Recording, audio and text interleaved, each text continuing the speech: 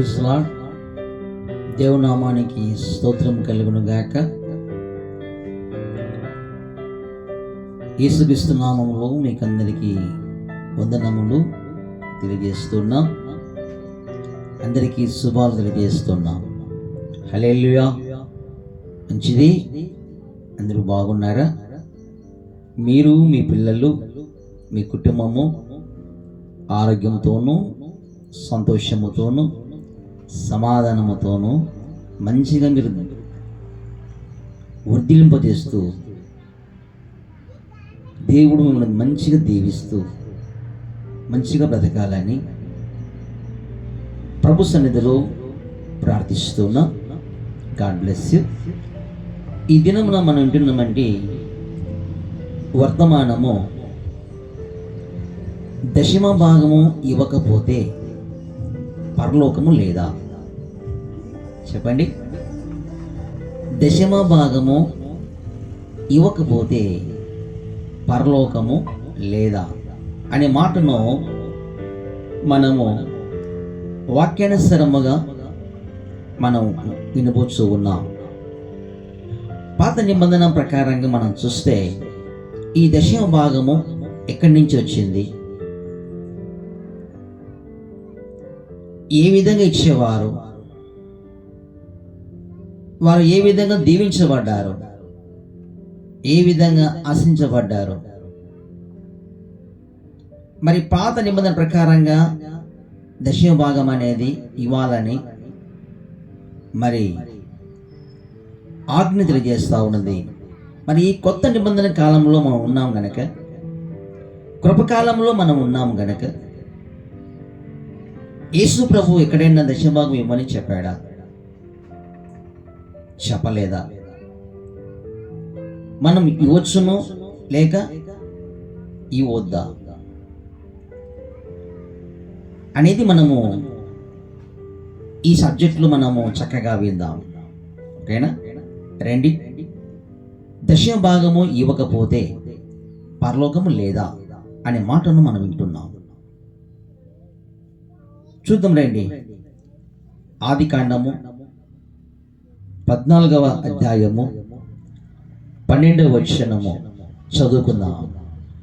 మరియు అబ్రహాము సహోదరుని కుమారుడైన లోతు సొదొములో కాపురముండెను గనుక అతనిని, అతని ఆస్తిని పట్టుకుని పోగా తప్పించుకుని ఒకడు వచ్చి ఎబ్రీయుడైన అబ్రహామునకు ఆ సంగతి తెలిపెను. అప్పుడు అతడు ఎస్కోలు సహోదరుడును అనేడు సహోదరుడైన మమ్రే అను అమోరియుని ఏలోను వనములో కాపురముండెను. వీరు అబ్రహాముతో నిబంధన చేసుకున్న వంటి వారు. గమనించండి. లోతు భార్యను, పిల్లలను శత్రువులు వచ్చి చెరలోకి తీసుకుని పోయినారు. ఒక వ్యక్తి వచ్చి అబ్రహాముతో మాట్లాడుతున్నాడు. అయ్యా, నీ సహోదరుడు అయినటువంటి కుమారుడు లోతు ఇదిగో ఆ గ్రామంలో ఉన్నాడు కదా. కొంతమంది శత్రువులు ఆ గ్రామంలో నుండి ప్రజలందరినీ తీసుకుపోయినారు. వారినే కాదు, నీ లోతును కూడా, నీ లోతు భార్యను, పిల్లలను కూడా శత్రువులు ముట్టడించారు. వారికి ఉన్నటువంటి ఆస్తిని, వారి పిల్లలను, వారి కుటుంబాలన్నింటినీ కూడా ఆ శత్రువు చెరలోకి తీసుకుపోయాడు. చెప్పినప్పుడు అబ్రహాము చాలా బాధపడి కన్నీరు కారుస్తూ దేవుని సన్నిధిలో ప్రార్థన చేసుకొని తన దగ్గర ఉన్నటువంటి కొంతమందిని ఆయన తీసుకొని వారి మీదకి యుద్ధానికి వెళ్ళి చక్కగా వారిని ఇడిపించుకొని వారి పిల్లలను, వారి భార్యలను, వారి ఆస్తిని అన్నిటిని మరలా ఇప్పించుకొని అబ్రాము వస్తా ఉంటాడు. ఆ వస్తున్న వంటి సమయంలో ఒక ఆయన కనబడుతాడు. రండి చూద్దాం. ఆయన పేరు ఆదికాండము 14వ అధ్యాయము 18వ వచనంలో చూస్తే ఆయన పేరు కనబడుతుంది. మరియు షాలేము రాజైన మెల్కీసెదెకు, ఆయన పేరేంటి? షాలేము రాజైన మెల్కీసెదెకు రొట్టెను ద్రాక్షరసమును తీసుకొని వచ్చెను. అతడు సర్వోన్నతుడగు దేవునికి యాజకుడు. ఆయన ఎవరంట? దేవుని యాజకుడు. అప్పుడు అతడు అబ్రహామును ఆశీర్వదించి, ఆకాశమును భూమికిని సృష్టికర్తయను సర్వోన్నతుడైన దేవుని వలన అబ్రహాము ఆశ్రయించబడునుగాక అనియు, నీ శత్రువులను నీ చేతికి అప్పగించిన సర్వోన్నతుడగు దేవుడు స్తుతింపబడునుగాక అనియు చెప్పెను. అప్పుడు అతడు అన్నిటిలో ఇతనికి 10వ వంతు ఇచ్చెను. మెల్కీసెదెకు యాజకుడైనటువంటి ఆయనకి ఆయన ద్రాక్షరసమును రొట్టెను తీసుకొని వచ్చినప్పుడు ఆ యాజకుడు ప్రార్థన చేసి దీవించినప్పుడు, ఆశ్రయించినప్పుడు ఈ అబ్రహాముకి దశభాగం ఇవ్వాలని ఎవరు చెప్పారు? పరిశుద్ధాత్మ దేవుడే అలాంటి ఆలోచన ఇచ్చాడు. పరిశుద్ధాత్మ దేవుడే పురుకొల్పాడు. పరిశుద్ధాత్మ దేవుడే నడిపించాడు. పరిశుద్ధాత్మ జ్ఞానముతో ఆలకించి ఆ జ్ఞానముతో దేవునికి మహిమకరంగా దశభాగం ఇవ్వడానికి ఇష్టపడినటువంటి వాడు.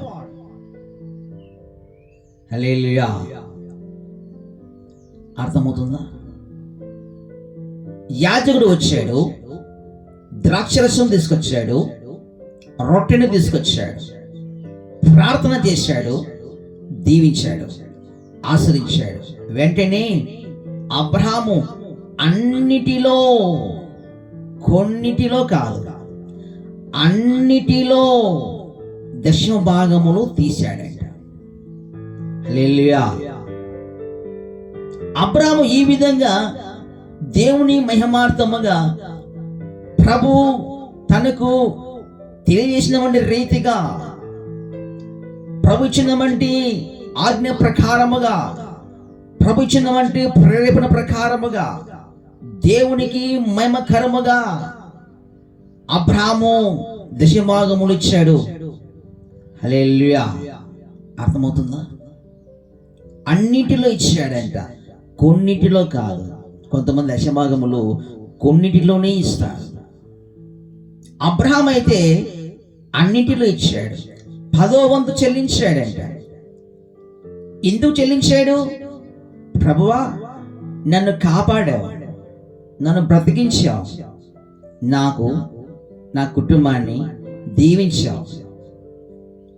దేవునికి మహిమకరంగా నువ్వు ఇంట్లో నుంచి బయటికి వెళ్తున్నప్పుడు, బయట నుంచి ఇంటికి వస్తున్నప్పుడు, నీవు పొలంలోకి వెళ్ళినప్పుడు, నువ్వు ఏ పట్టణానికి వెళ్ళినప్పుడు, దేవునికి ఇచ్చినటువంటి ఏ పని ఇచ్చినప్పుడు దేవుడు నీకు కృప చూపించి, ఆరోగ్యం ఇచ్చి, ఆయుష్కాలం ఇచ్చి, బలం ఇచ్చి, శక్తినిచ్చి, నీ గుండె మంచిగా ఆడుతూ, మంచిగా నీకు జ్ఞానం ఇచ్చి, ఎక్కడ కూడా టెన్షన్ లేకోకుండా దేవునికి కాపాడుతూ ఆరోగ్యం ఇస్తూ వచ్చాడు.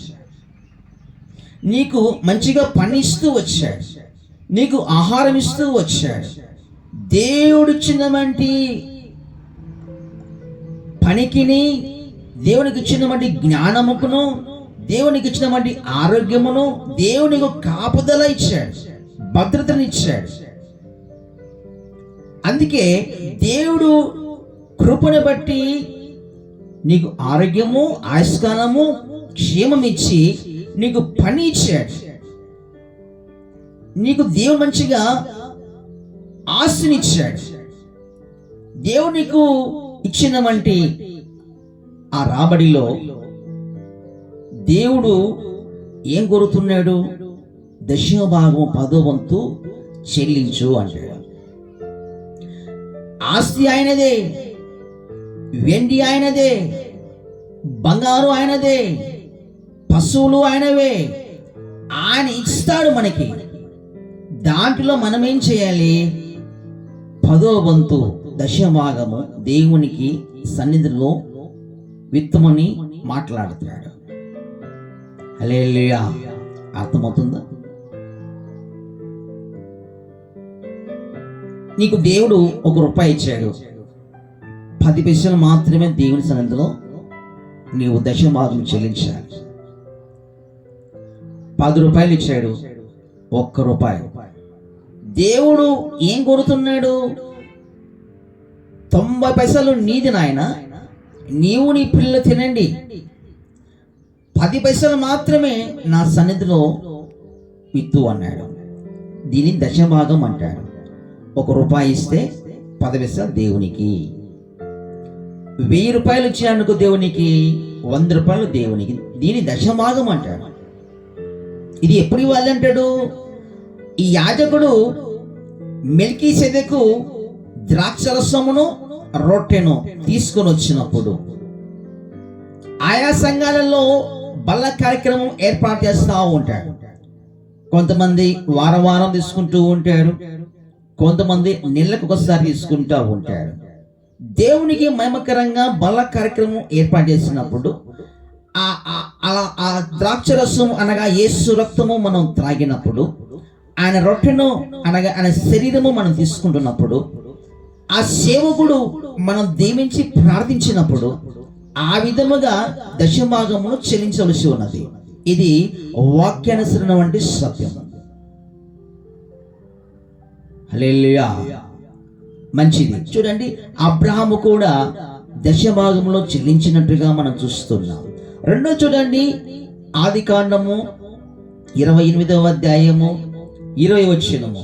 ఆదికాండము 28వ అధ్యాయము 28వ అధ్యాయము 20వ వచనము. అప్పుడు యాకోబు, నేను తిరిగి నా తండ్రి ఇంటికి క్షేమముగా వచ్చున్నట్లు దేవుడు నాకు తోడై ఉండి నేను వెలుచున్న ఈ మార్గంలో నన్ను కాపాడి తినుటకు ఆహారమును ధరించుకున్నటకు వస్త్రములను నాకు దయచేసిన ఎడల యెహోవా నాకు దేవుడే ఉండును. మరియు స్తంభముగా నేను నిలిపిన ఈ రాయి దేవుని మందిరమగును. మరియు నీవు నాకిచ్చు యావత్తులో 10వ వంతు నిక్షేమముగా నీకు చెల్లించదనని మొక్కుకొనెను. యాకోబుకు ఎవరు చెప్పారండి 10వ వంతు చెల్లించమని? అబ్రహాము ఆ దినములో చేసిన వంటి ప్రకారముగా దేవుడు ఇచ్చిన వంటి ఆత్మ ప్రేరేపణ బట్టి, దేవుడు ఇచ్చిన వంటి జ్ఞానము బట్టి, క్రమమును బట్టి అబ్రహాము చేస్తూ వచ్చాడు. కాబట్టి యాకోబు గుర్తెరిగాడు. హల్లెలూయా, హల్లెలూయా. మనము కూడా అబ్రహాము సంతానం అయితే మనము కూడా గుర్తెరుగుతాం. హల్లెలూయా. అర్థమవుతుందా? యాకోబు అబ్రహాము సంతానము గనుక దేవునికి మహిమకరంగా గుర్తెరిగాడు. ప్రభువా, నేను ఈ ఒట్టి కర్రతో, నా చేతిలో ఒక కర్ర మాత్రమే ఉంది, ఈ కర్రతో నేను ఆ దేశానికి వెళ్ళిపోతున్నాను. అక్కడ నువ్వు నాకు దేవుడుగా ఉండాలి, నాకు తోడుగా ఉండాలి, నాకు కాపుదల ఇవ్వాలి, నాకు భద్రత ఇవ్వాలి, నాకు ఆహారం ఇవ్వాలి, నాకు వస్త్రం ఇవ్వాలి, నాకు ఆరోగ్యం ఇవ్వాలి, నాకు ఆయుష్కాలం ఇవ్వాలి, నాకు మంచి పని ఇవ్వాలి, నాకు మంచి ఆస్తిని ఇవ్వాలి. ఇదిగో నువ్వు నాకు ఏదేది ఇచ్చావో, ఆస్తిలో ఏదేది ఇచ్చావో అన్నిటిలో నేను నీకు దశభాగం చెల్లిస్తాను. హల్లెలూయా. ఈ మాట ఎవరు పలికారు? యాకోబు. యాకోబుకు ఎవరు చెప్పారు? అబ్రహాము చేసిన వంటి క్రియలను తన పిల్లలు చూశారు. హల్లెలూయా. గనుక మనము కూడా అబ్రహాము సంతానం అయితే మనము అబ్రహాము చేసిన వంటి క్రియలను మనం పాటించగలం. నువ్వు అబ్రహాము సంతానము కాకపోతే పాటించలేవు. హల్లెలూయా. అర్థమవుతుందా? రైట్, చూద్దాం రండి. మనం చూసినట్లయితే పాత నిబంధనలో మరి మొట్టమొదటిగా దేవునికి మహిమకరంగా అబ్రహాము దశభాగం తీశాడు అన్నిటిలో. యాకోబు కూడా దేవుని మహిమకరంగా దశభాగం ఇవ్వడానికి సిద్ధపడ్డాడు, ఇస్తూ ఉన్నాడు. అందుకే దేవుడు యాకోబును దీవించాడు, ఆశ్రయించాడు. హల్లెలూయా. యేషేవు ఏ పొద్దైనా ఇచ్చాడా? ఇవ్వలేదు. అందుకే దేవుడు నేను యాకోబు దేవుణ్ణి అన్నాడు, నేను అబ్రహాము దేవుణ్ణి అన్నాడు, నేను ఇసాకు దేవుణ్ణి అన్నాడు. యేషేవు దేవుని అని ఎప్పుడైనా చెప్పుకున్నాడా? యేషేవు దేవుడు మందిరమన్నా దేవుని సన్నిధన్నా అతనికి సరిగా ఇష్టమే లేదు. ఎప్పుడు యేషేవు పని పని పని పని, వేటగాడే ఎక్కువ. ఉదయం లేస్తానే ఆ బాణం పట్టుకొని వేటకి లేవాడు. తిండి తిండి, మాంసం మాంసం మాంసం మాంసం. ఈ దినాలు కూడా చాలా మంది దేవునికి మహిమకరంగా ఆత్మీయంగా ఎదుగుదామని ఆలోచన లేదు, కానీ ఎప్పుడు చూసినా తన కడుపు కోసమే జీవించాలనే తపన. మానవునికి ఆహారం అవసరమే, డబ్బు అవసరమే. వాక్యం ఉంటుంది, మానవుడు రొట్టె వలన బతకలేదు కానీ దేవుని మాట వలనే బ్రతుకుతున్నాడు. హల్లెలూయా. అర్థమవుతుందా? అయితే మనం దేవునికి మహిమకరముగా మనం నడుస్తూ ఉన్నప్పుడు మనకు ఏది కావాలో ఆయన మనకిస్తాడు.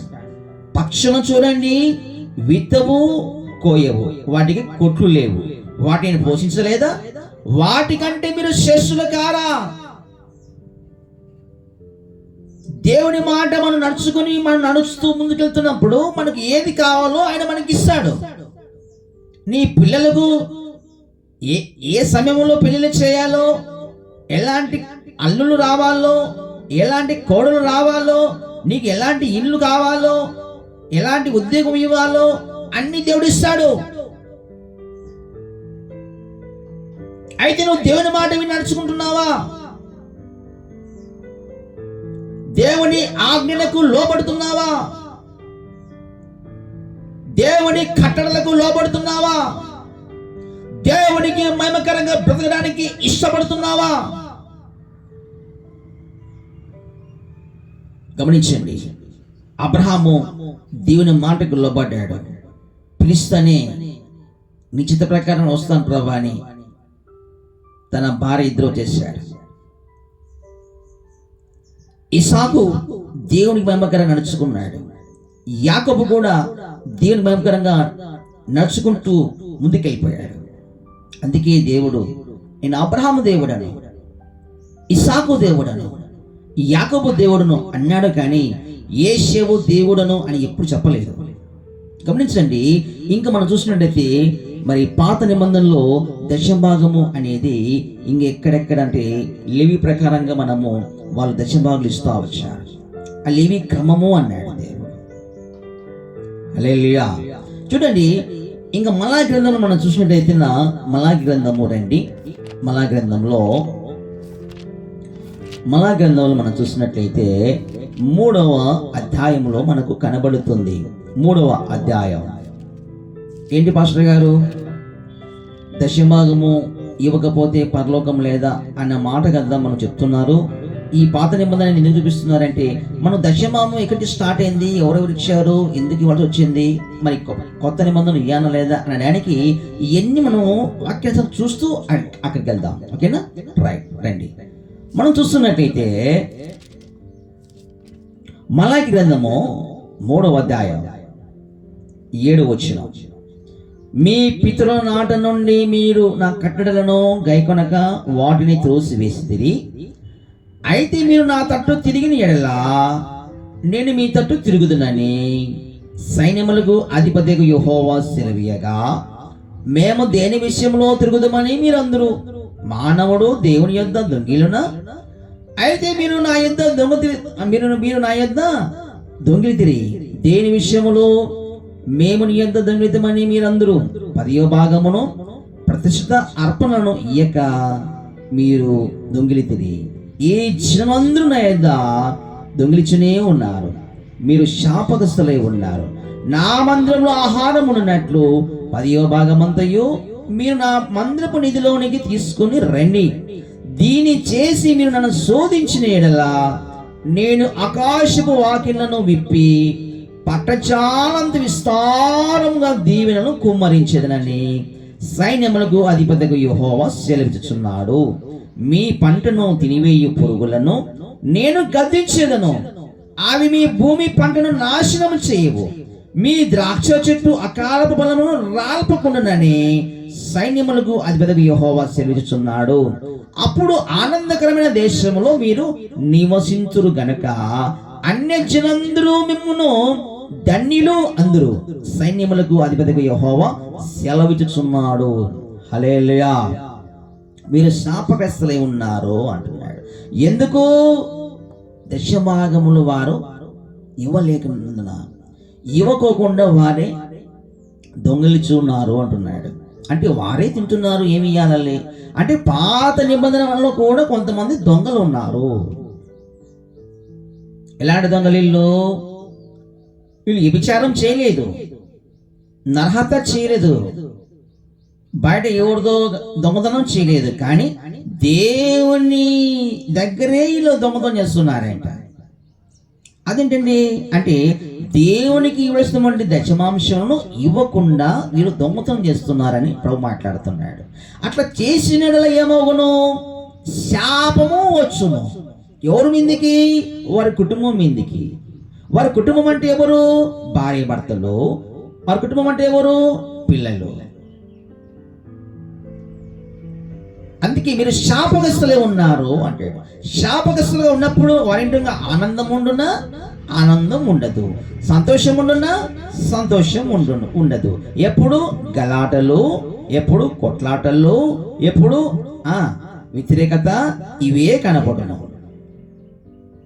ఏ పని చేసినా ఆడికాడికే ఉండును. వాళ్ళకి అభివృద్ధి లేదు, వారికి డెవలప్మెంట్ లేదు.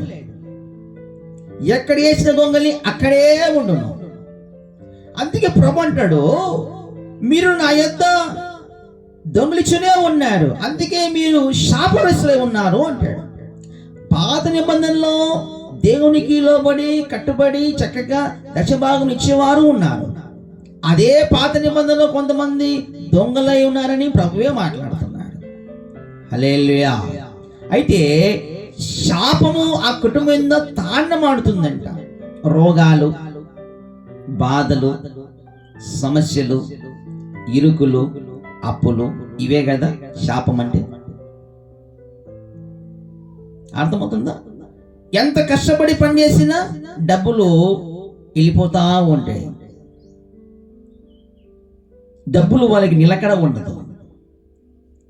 వాళ్ళు సంపాదించిన వంటి సంపాదన పిల్లలు తినలేరు, అన్నీ వెళ్ళిపోతూ ఉంటాయి.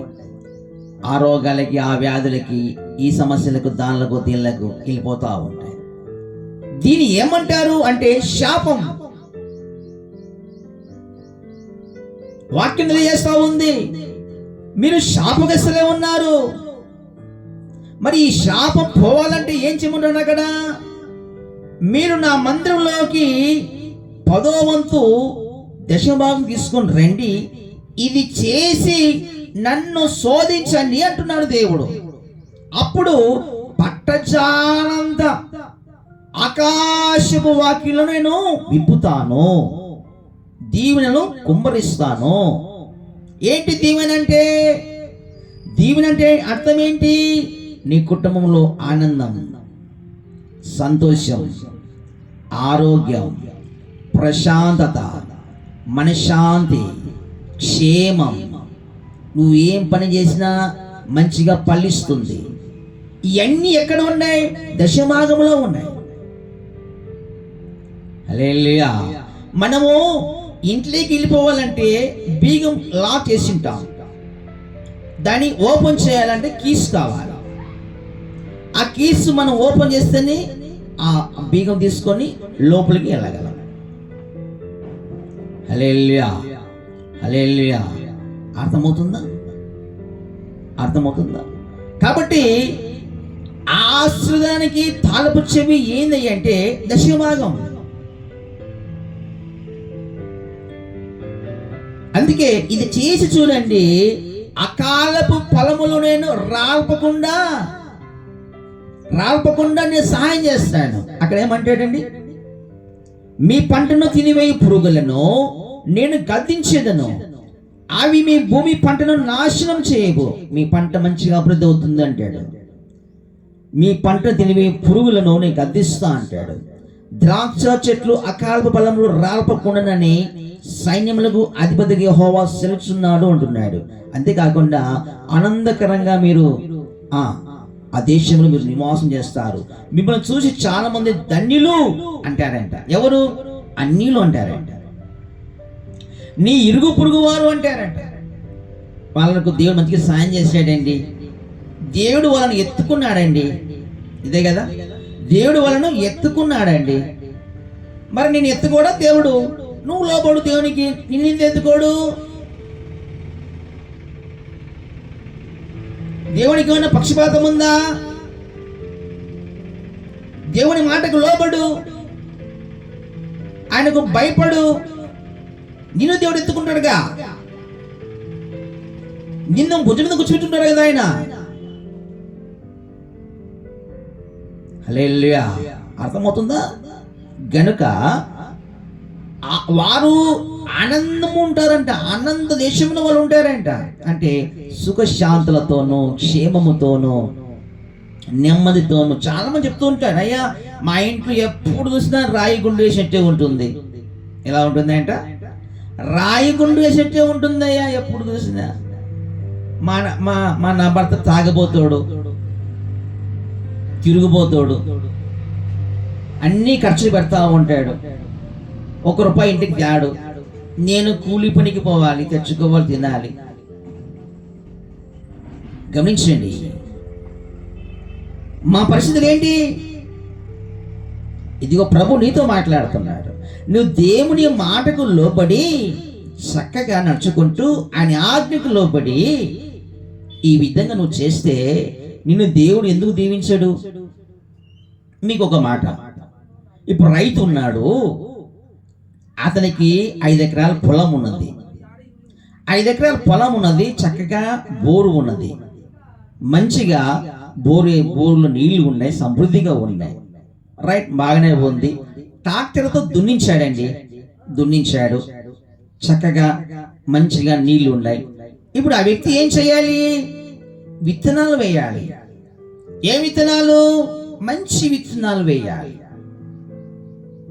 నాచుకున్న విత్తనాలు వేస్తే పంట చేతికి రాదు. మంచి శ్రేష్టమైన విత్తనాలు ఇవ్వాలి, మంచి విత్తనాలు వేయాలి. అది వేరుశనగ కావచ్చు, శనగ కావచ్చు, లేకపోతే మడి కావచ్చు, దానిమ్మ కావచ్చు, జామ కావచ్చు. మంచి విత్తనాలు విత్తాలి. మంచి విత్తనాలు విత్తినప్పుడే చక్కగా మంచిగా ఫలింప చేస్తాయి. గమనించండి, ఒకవేళ రైతు నాకు 5 ఎకరాల పొలం ఉంది, నాకు ట్రాక్టర్ ఉంది, కూలి వాళ్ళు ఉన్నారు, మరి చక్కగా నీళ్లు ఉన్నాయి అని చెప్పేసి మంచిగా దున్ని తర్వాత అట్లే పెట్టుకుంటే విత్తనాలు విత్తుకోకుండా అట్లే పెట్టుకున్నామంటే ఆ దున్నిన వంటి ఆ భూమిలో పిచ్చి మొక్కలు మొలుస్తాయి. మరి పిచ్చి మొక్కలకు నువ్వేమైనా విత్తనాలు వేసినావా? మనం వేసిన విత్తనాలు ఏమన్నా? నువ్వు పిచ్చి మొక్కలకు విత్తనాలు వేయకపోయినా అవి మొలుస్తాయి. మంచి వాటికి మాత్రమే మనం విత్తనాలు వేయాలి. మనము ఫలము అనుభవించడానికే, మనం నోట్లోకి తినడానికి మాత్రమే మీరు మంచి విత్తనాలు విత్తాలి. విత్తకపోతే మీకు కరువు వచ్చును, విత్తకపోతే మీకు శాపం కలుగును. ఆ రైతు నేను దున్నాను, నీళ్లు షాడబెట్టాను అని విత్తనాలు విత్తకపోతే ఏమవును? పిచ్చి మొక్కలు వచ్చును. మరి ఆయన ఏం చేశాడు? మంచి విత్తనాలు విత్తుతాడు, అవి మంచిగా ఎదుగుతాయి, నీళ్లు పెడతాడు, మంచిగా పాదులు తెస్తాడు. చక్కగా కలుపు తీస్తూ ఉంటాడు. సేమ్ అలాగే మనం దేవుని మార్గంగా దేవుని సన్నిధిలో విత్తుతూ వాక్యం వింటూ ఆయన మాటలకు లోబడుతూ నడుచుకుంటే నువ్వు పల్లెపల్లికి వస్తావు. నీ కుటుంబము అభివృద్ధి అవుతుంది, సంతోషం కలుగుతుంది, సమాధానం కలుగుతుంది, నెమ్మది కలుగుతుంది, ప్రశాంతత కలుగుతుంది. నీకేం కావాలి ఇంకా? హల్లెలూయా. ఈ ఆశీర్వాదము దేవుడు ఏ దాంట్లో ఉంచాడు? దశమ భాగంలో ఉంచాడు. హల్లెలూయా. అందుకే మలాకి గ్రంథం అంటాడు, మీరు నా మందిరానికి వస్తున్నారు కానీ నా మాటలు విని ఒక చెవున విని ఇంకో చెవున విడిచిపెడుతున్నారు, అందుకే మీరు శాపగ్రస్తులై ఉన్నారు అంటాడు. హల్లెలూయా. అర్థమవుతుందా?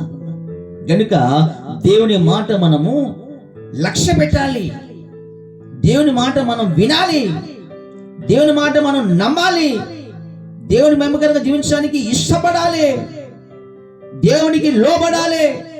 దేవునికి లోబడుతూ ప్రభువా నువ్వు చెప్పిన ప్రకారముగా ఇదిగో నేను చేస్తున్నాను, నాకు సాయం చేయవా అని దేవుని మనం శోధించాలంట.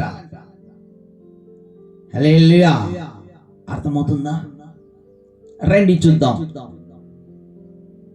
దశభాగం ఇవ్వకపోతే పరలోకం లేదా అనే సబ్జెక్ట్ మనం వింటున్నాం.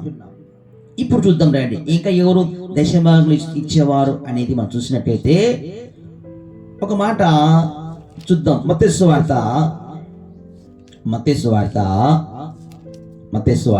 23వ అధ్యాయము 23వ వచనం చదువుకుందాం. అయ్యో వేషధారులైన శాస్త్రులారా, పరిసయ్యులారా, మీరు పుదీనాలోను సోపులోను జీలకర్రలోను 10వ వంతు చెల్లించి ధర్మశాస్త్రములో ప్రధానమైన విషయములను అనగా న్యాయమును కనికరమును విశ్వాసమును విడిచిపెట్టితిరి, వాటిని మానక వీటిని చేయవలసి ఉండెను. హల్లెలూయా. ఇక్కడ సాక్షాత్తు యేసు ప్రభువే తెలియజేస్తా ఉన్నాడు. ఏమని? అయ్యో వేషధారులైన శాస్త్రులారా, పరిసయ్యులారా, మీరు పుదీనాలోను సోపులోను జీలకర్రలోను 10వ వంతు చెల్లిస్తున్నారు. బాగుంది. సాక్షాత్తు యేసు ప్రభువే ఇక్కడ మాట్లాడుతున్నాడు.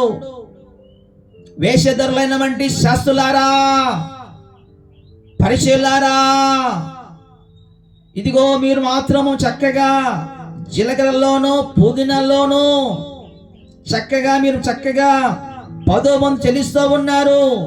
సోపులోను జీలకర్రలోను 10వ వంతు చెల్లిస్తూ ఉన్నారు. అయితే ధర్మశాస్త్రములో ప్రధానమైన విషయములు అనగా న్యాయము కనికరము విశ్వాసము విడిచిపెట్టారు. వాటిని మానక వీటిని చేయాలి. వేటిని మానదంటున్నాడు? మీరు దశభాగం పదం తీస్తున్నారు కదా, అది మానుకోకుండా విశ్వాసము కనికరమును న్యాయమును ఇవి కూడా చేయాలి అన్నాడు. హల్లెలూయా. ప్రభు నమ్ముకున్నాం అని మాట్లాడుతున్నారు, మంచిదే. దశభాగం ఇస్తున్నాం అంటున్నారు, మంచిదే. మరి విశ్వాసమును కనికరమును న్యాయమును నువ్వు చేస్తున్నావా? కనికరమును న్యాయమును విశ్వాసమును నువ్వు కాపాడుకుంటున్నావా? వాటిని మానకుండా వీటిని కూడా చేయమన్నాడు దేవుడు. హల్లెలూయా. అర్థమవుతుందా?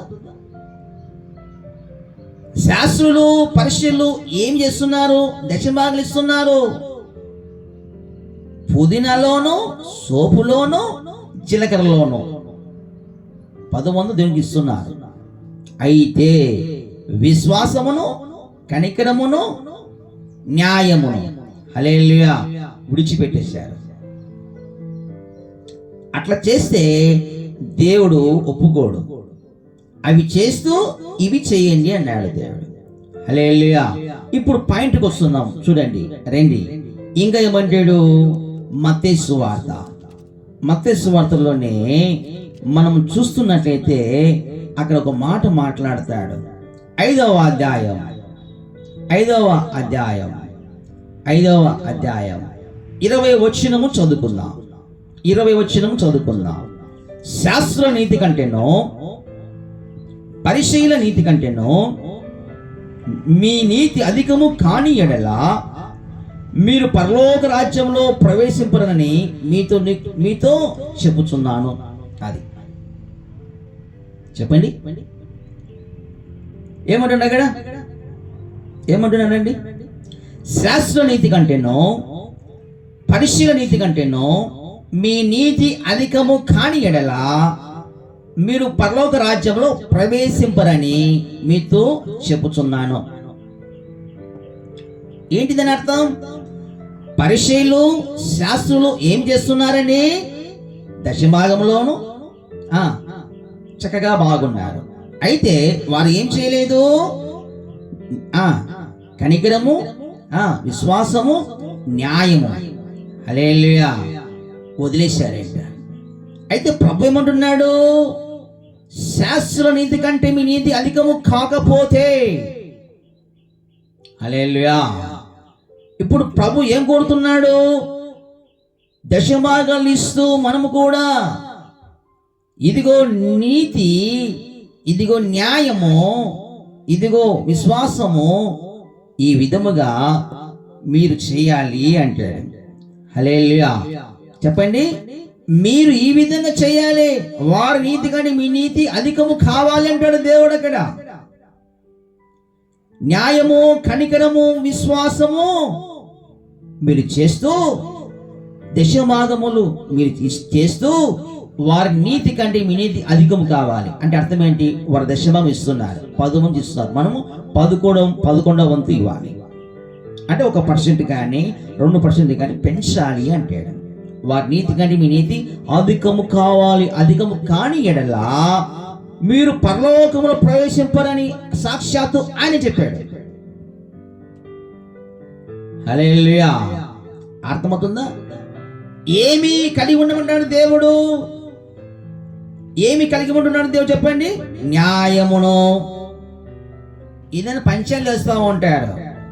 నువ్వు దేవుని నమ్ముకున్నావు, న్యాయంగా మాట్లాడాలి, అన్యాయంగా మాట్లాడవద్దు. ఆస్తి విషయంలో అన్నదమ్ముల మధ్యలో కానీ నువ్వు న్యాయమే మాట్లాడాలి. అత్త కోడల మధ్యలో కానీ, తోడి కోడల మధ్యలో కానీ, అన్నదమ్ముల మధ్యలో కానీ ఏదైనా సమస్య వచ్చినప్పుడు న్యాయంతోనే ఉండాలి. నువ్వు న్యాయంగానే మాట్లాడు, అన్యాయంతో మాట్లాడవద్దు. అన్యాయంగా నువ్వు సంపాదించవద్దు, అక్రమంగా దోచుకోవద్దు. హల్లెలూయా న్యాయంగా ఉండాలా.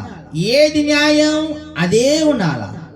అన్యాయంతో నువ్వు మాట్లాడొద్దు, అన్యాయంతో నువ్వు అలాంటి వారితో నువ్వు స్నేహం చేయవద్దు. అర్థమవుతుందా?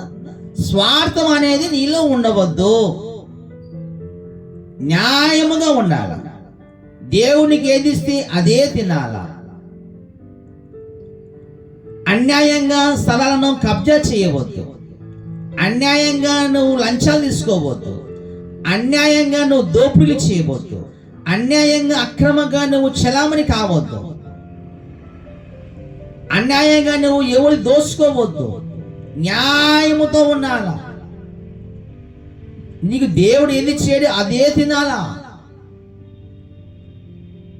అర్థమవుతుందా? వీళ్ళు పేదవాళ్ళండి, వీళ్ళకి ఎవరు లేరండి, ఎవరు వస్తారో చూద్దామండి అంటూ అన్యాయంతో నువ్వు మాట్లాడవద్దు, అన్యాయంగా నువ్వు ప్రవర్తించవద్దు.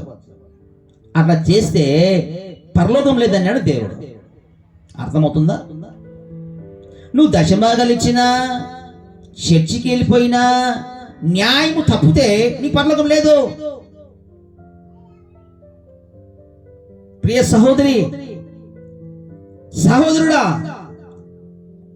యూట్యూబ్ ఛానల్లో చూస్తున్నామంటే ప్రేక్షకులారా, నా స్నేహితులారా, నీ పరిస్థితి ఎలా ఉంది? న్యాయము నీ జీవితంలో కనబడుతుందా? నీ మాటలు న్యాయముగా కనబడుతున్నాయా? అక్రమంగా కనబడుతున్నాయా? అన్యాయంగా ప్రవర్తిస్తున్నావా? పేరుకే దేవుని నమ్ముకుని అంటున్నావు, పేరుకే యేసు ప్రభు నమ్ముకుని అంటున్నావు, నేను గొప్ప విశ్వాసిని అంటున్నావు, నేను నీతిపరుడు అంటున్నావు,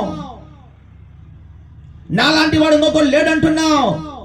న్యాయముతో బ్రతుకుతున్నావా? అలాగే మనం చూస్తున్నట్లయితే కనికరం అనేది నీలో ఉందా? కనికరము జాలి అనేది నీలో ఉందా? కనిపిస్తుందా?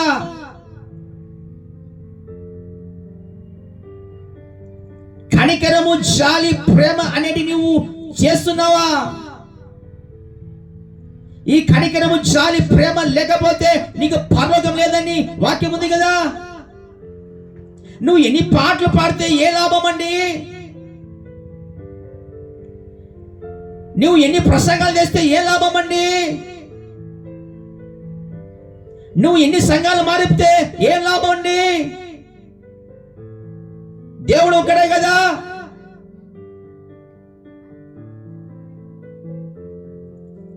ఇంకొక చర్చికి పోతే ఏ లాభం అండి? యేసు ప్రభు ఒకడే కదా. కనికరము, విశ్వాసము, న్యాయమును నువ్వు చేస్తున్నావా?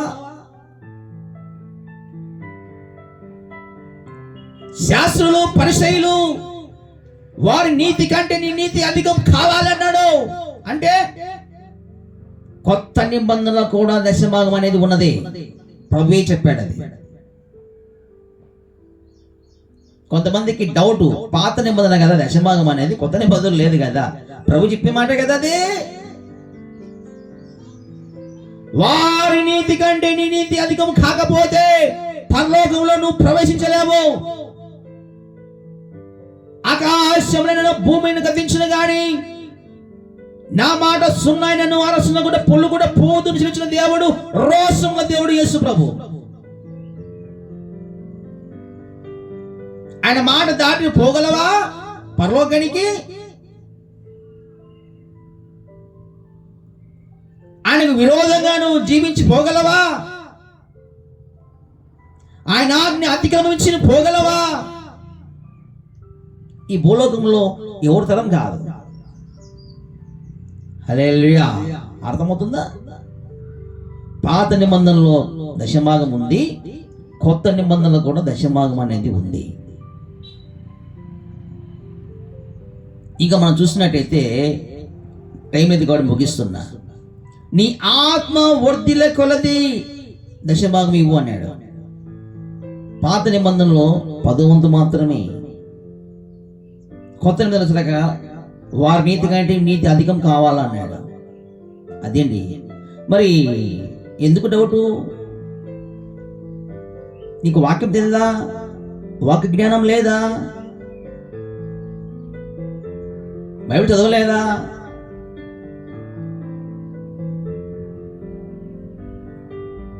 నువ్వు అబ్రహాము కుమారి కాదా? దేవుడు చెప్పినటువంటి మాట కాదా అదే?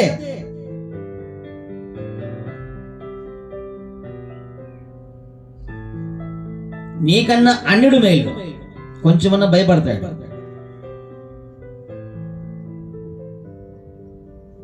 హల్లెలూయా. అర్థమవుతుందా?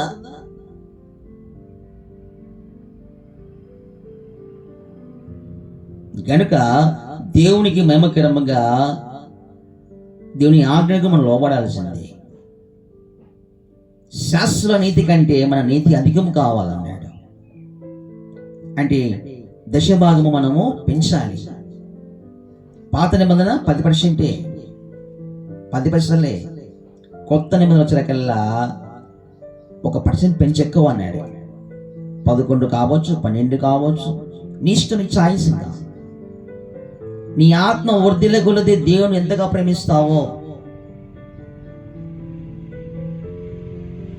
మనం చూస్తున్నట్టయితే కోల్గేట్ మన టూత్పేస్ట్ వాడుతున్నాం కదా. ఆయన చూడండి ఒక తీర్మానం. ఆయన సండే స్కూల్కి వెళ్ళేవాడంట. వాళ్ళ అమ్మ తీసుకెళ్తా ఉంటా. దశమ భాగం గురించి విన్నాడు. అప్పుడు ఆయన 10 పైసలు దేవునికి దశంభాగం ఇచ్చేవాడు. దేవుడు ఒక రూపాయి ఇస్తే దేవుడు మంచిగా దీవించాడు. అప్పుడు ఆయనకు అనిపించిందంట, 90 పైసలు దేవుంది, 10 పైసలు నాది అన్నాడు. రివర్స్. 90 పైసలు దేవుంది అన్నాడు, దశభాగం 90% పెంచేశాడు. 90 పైసలు దేవుంది, 10 పైసలు నాది అన్నాడు. కోల్గేట్ని దేవుడు ఒక ఉన్నతమైన స్థానంలో ఉంచాడు. దేవుడు తక్కువ చేశాడా? హల్లెలూయా. అర్థమవుతుందా? చూడండి, ఇంకొకటి మనం చూస్తున్నట్లయితే ఒక మాట చదివి ముగించుదాం. చాలు. చూడండి, మనం చూస్తున్నట్లయితే అక్కడ ఒక మాట మనకు కనబడుతుంది. ఈ భూలోకంలో మనము ఇలా చేయొద్దు అంటాడు. ఈ విధంగా చేయొద్దు అంటాడు. మత్తయి సువార్త 6వ అధ్యాయము 19వ వచనం, భూమి మీద మీ కొరకు ధనమును కూర్చుకొనవద్దు, ఇక్కడ చిమటయు తుప్పును తినివేయును, దొంగలు కన్నము వేసి దొంగిలితడు. పరలోకమందు మీ కొరకు ధనమును కూర్చుకొనుడి, అచ్చట చిమటైనను తుప్పైనను దాన్ని తినివేయదు, దొంగలు కన్నము వేసి దొంగలేరు. నీ ధనం ఎక్కడ ఉండునో అక్కడ నీ హృదయమును ఉండును. మరి ఇప్పుడు నీ హృదయం ఎక్కడుంది? పరలోకం మీద ఉందా, భూలోకం మీదనే ఉందా? చెప్పండి, నీ హృదయం ఎక్కడ ఉంది? పరలోకం మీద ఉన్నట్లయితే నీ ధనము పరలోకంలో సమకూర్చుకోవాలి కదా. అదేంటి పాస్టర్ గారు, పరలోకానికి ఎట్లా సమకూర్చుకోవాలి? ఎట్లా ట్రాన్స్లేట్ చేయాలి మనము? నువ్వు దేవుని సన్నిధిలో కానుక కానీ ప్రథమ ఫలాలు కానీ దశంభాగం కానీ విత్తుతున్నప్పుడు అది నీకు పరలోకములో నీ బ్యాంకు అకౌంట్లో పడుతుంది. అది ఇప్పింది ప్రభు.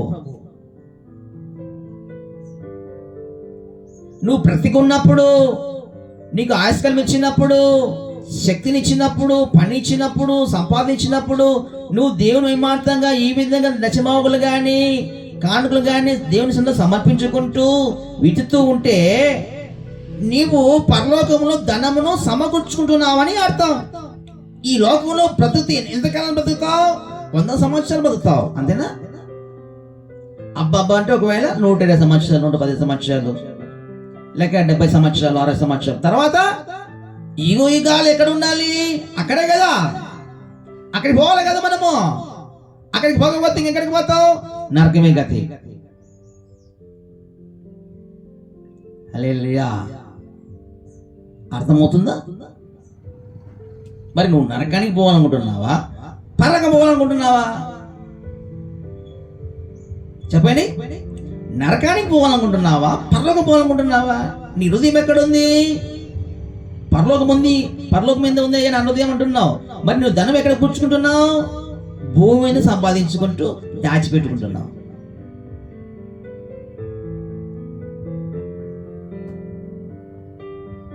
అర్థమవుతుందా?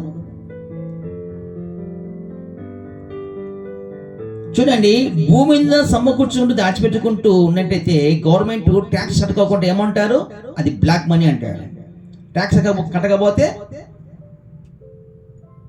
ఆఫీసర్లు వస్తారు, ట్యాక్స్ కట్టలేదు మీరని వాళ్ళను అరెస్ట్ చేస్తారు. హల్లెలూయా, హల్లెలూయా. మరి మనము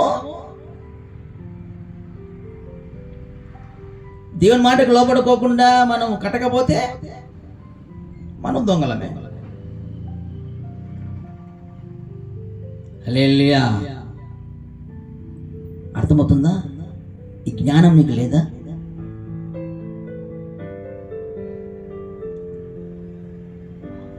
దశమాగం అనేది దేవుడిచ్చినటువంటి క్రమం. అది దాని ఎందుకు నువ్వు తిప్పి కొడుతున్నావు? నువ్వు తిప్పి కొడుతున్నావంటే, కొనుక్కుంటున్నావంటే నీ ఆత్మ వర్ధిల్లదు, నీకు శాంతి సమాధానం ఉండవు, ఆరోగ్యం ఉండదు. అంతేకాకుండా పరలోకం నీకు లేదని వాక్యం తెలియజేస్తా ఉంది. ఫస్ట్ దేవుని మాట లోబడాలండి. ఫస్ట్ నువ్వు దేవునికి హృదయం ఇవ్వాలి. ఎన్ని చేసిన తర్వాతనే దశమాగం. హల్లెలూయా, అర్థమవుతుందా? అది చేస్తేనే దేవుడు నిన్ను ఆశ్రయిస్తాడు. అదికంటాడు, శాస్త్ర నీతి కంటే మీ నీతి అధికం కాకపోతే పరలోకంలో మీరు ప్రవేశింపలేరు. పరలోకంలో ప్రవేశం అంటే మన పరలోకం చేరుకోవాలి, పరలోకం వెళ్ళిపోవాలి. ప్రవేశింపాలంటే చేరలేము. ఎప్పుడు శాస్త్రనీతి కంటే మన నీతి అధిక కాకపోతే, అంటే వారు దశభాగం ఇస్తున్నారు 10%, మనము 11-12% ఇవ్వాలి. అది చేస్తూ ఇంకా కనికరమును, న్యాయమును, విశ్వాసము మనము కలిగి ఉండి ఇంకా ముందుకెళ్ళాలా అంటాడు దేవుడు. ఈ రెండు చేస్తేనే మాకు విశ్వాసం ఉందండి, మాకు కనికరం ఉందండి, మాకు మంచి విశ్వాసం ఉందండి, దశభాగం మాత్రము ఇవ్వమండి అంటే కుదరదు అన్నాడు. దశభాగం ఇస్తున్నానండి అంటే విశ్వాసము లేకపోతే, కనికరము లేకపోతే, న్యాయము లేకపోతే కుదరదు. ఇవి చేస్తూ ఇవి కూడా చేయాలా అంటాడు. హల్లెలూయా. అర్థమవుతుందా? అందుకే దశభాగము లేకపోతే, ఒకవేళ నువ్వు అనుచున్నావేమో, నేను ఇలాగున్నాను కదా, మంచి విశ్వాసం, నేను మంచి భక్తిపూర్ణాన్ని నేను అంటున్నావేమో, గమనించండి. న్యాయమును, కనికరమును, విశ్వాసము నాకు ఉంది అంటున్నావేమో, అయితే దశభాగము ఈకోకుండా ఉన్నావేమో, నువ్వే తింటున్నావేమో, అయితే నీకు పరలోకం లేదంటూ వాక్యం ఉంది. ముగిస్తున్నా. కనుక దేవుని మహిమకరంగా ముందుకెళ్ళాలి. ఒక బ్రదర్ అంటాడు, నేను దశభాగం అస్సలు ఏమన్నా, ఏం చేసుకుంటావు చేసుకోపో. సేవకులు ఏం చేసుకుంటారండి? దేవుడు చూసుకుంటాడు అంతే, పరలోకం లేదంతే. దాంట్లో మాత్రం డౌటే లేదు. హల్లెలూయా. అర్థమవుతుందా? అలాగని దేవుడు ఏమన్నా, దేవుందే కదా, ఆస్తి అందే, బంగారం అందే, వెండి అందే, అన్నీ ఆయనే కదా అంటే నువ్వు దేవునికి కృతజ్ఞత కలిగి ఆయన మాటకు లోబడి ఈ పని చేయాలా అంటాడు దేవుడు. ఇలాగ నువ్వు విత్తుతున్నప్పుడే, భూలోకి ఉన్నప్పుడు విత్తుతున్నప్పుడే, దేవుని సన్నిధిలో నువ్వు ఇలా చేస్తున్నప్పుడే ఆ సొమ్ము ఇదిగో పరలోకములో నీ కోసము దేవుడు సమకూరుస్తున్నాడు. అక్కడికి ఏ శత్రువు రాడు, ఏ దొంగ రాడు, అక్కడ చెమట కొట్టదు, తుప్పు పట్టదు అంటాడు దేవుడు. హల్లెలూయా. ఓకేనా? ఇప్పుడు క్లారిటీ అయింది కదా, మంచిది. కాబట్టి విశ్వాసులారా,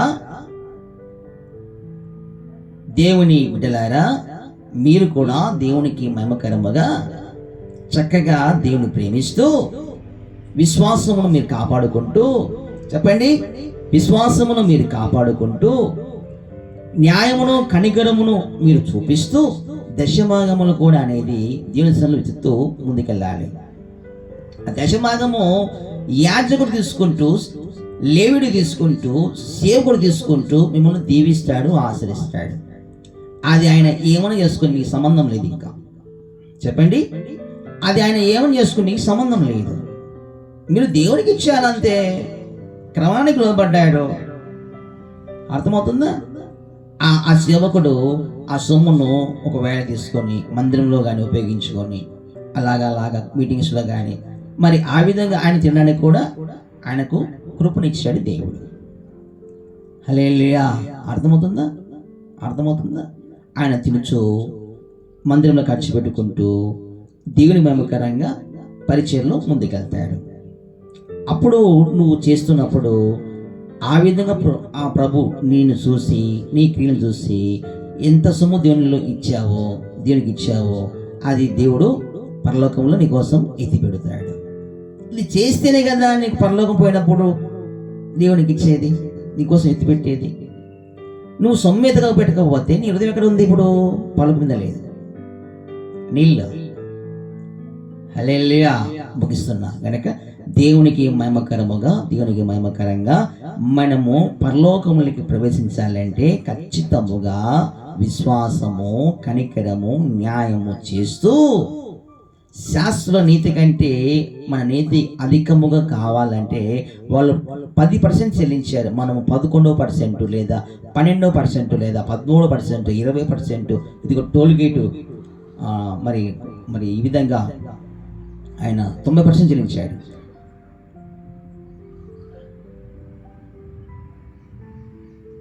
హల్లెలూయా. ముగిస్తున్నా.